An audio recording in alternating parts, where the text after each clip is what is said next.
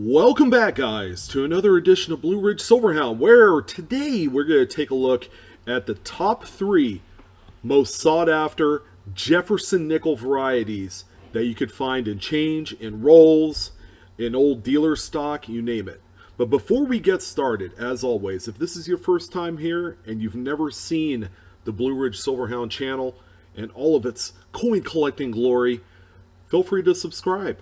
All right? And hit the bell for instant notifications so that way you get little pop-ups on your phone or your device to let you know that a new Blue Ridge Silverhound video has indeed been uploaded.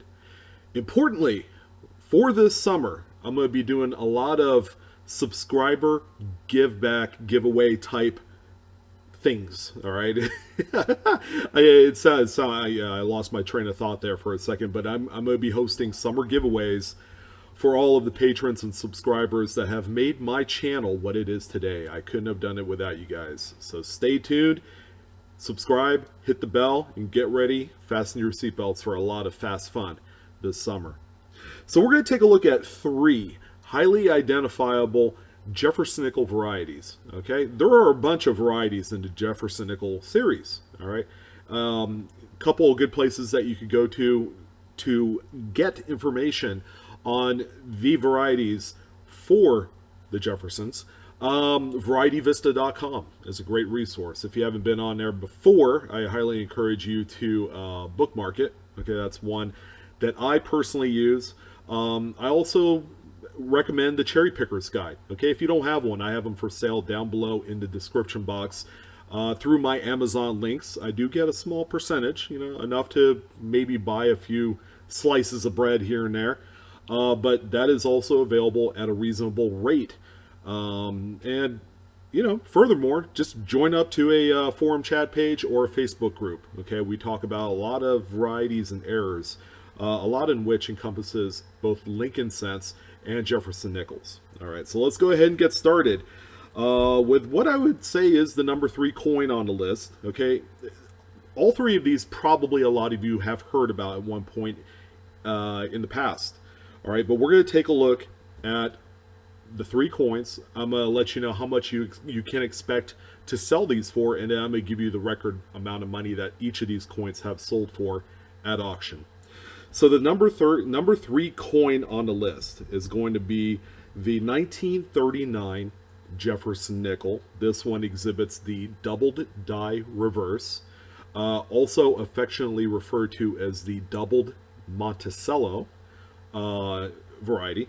This one right here is also cataloged as FS801. So if you're looking in the Cherry Picker's Guide, or if you did get this coin graded by, like PCGS or NGC, with the Variety Plus, package, when you send it off, they will put this FS801 on the label. All right, so that way it's just a way of cataloging a specific variety for that date. So these coins right here are really neat. So here's a close-up of the coin as you see it if you flipped it around. Okay, there's not much going on the front of the coin where you have the date and Jefferson, but if you flipped it around to where Monticello is, as you can see, you have extreme doubling on not only Monticello, but 5 cents. Just take a look at that. You have such a wide spread, it's hard to miss. Even coins as worn down as VG and Fine, okay, which is the typical grade that most, say, treasure seekers or coin roll hunters find, even coins in that particular grade still sell for $75 to $100. Try finding one at a reasonable rate that looks to be relatively original, okay, one that's not all beat up and road rash to death, as if it was thrown out in the street with a bunch of cars running over it. That'd be a different story. But this is a coin right here that a lot of people are looking for in all grades. Now let's talk a little bit about what the record dollar value is for this particular coin right here. The coin has sold at Heritage Auctions actually for $20,562.50. It's the coin that you see on screen here. This one graded PCGS Mint State 67 with full steps. Now that's kind of the kicker. The full steps part is the strike designation. Sometimes these Jefferson nickels don't have the best strikes. Okay, they may look a little mushy. You know that after lots of die wear and after many thousands of coins produced from that specific set of dies, the dies do wear down. Okay, and it shows. But this one right here has a what they would call a hammered strike. It's a fresh looking coin, and at a 67 it's one of the highest out there, and the dollar value that it's sold for on heritage auctions indicates that. So that's the 1939 double die reverse doubled Monticello Jefferson nickel. Okay, definitely keep that one on your list. So the second most valuable coin, okay, I was a little bit torn whether or not it was this one or the first one that we have on the list. I could probably do a 1A, 1B here comparison. But the next one here is going to be the 1942. This is the D over horizontal D repunch mint mark, or also called an RPM for short. This coin right here has been sought out by specialists for decades, okay? But finding one in such a high grade like the example you see on screen here is few and far between. As a matter of fact, if you wanted to find one just in this kind of condition, I tell you what, a lot of places have been searched through. Where you're going to find this coin the most is going to be in circulated stock. So here's the good news. This coin is so sought after and pretty scarce that this one easily sells for between $1 and $250 depending on grade. And now when I'm talking about grade, I'm talking more on the circulated side of things. You know, something like a VF to maybe an about uncirculated coin. It gets really pricey once you get into the